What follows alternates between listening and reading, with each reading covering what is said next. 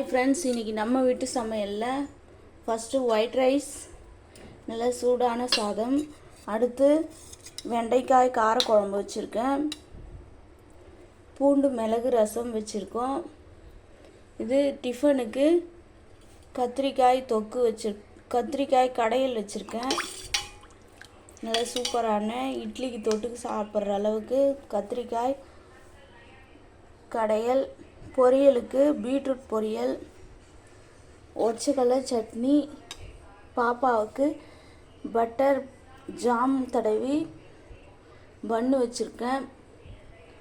இது ஸ்நாக்ஸுக்கு apples cut பண்ணி உப்பு போட்டு வச்சுருக்கேன், ஏன்னா கலர் மாறாமல் இருக்கிறதுக்கு.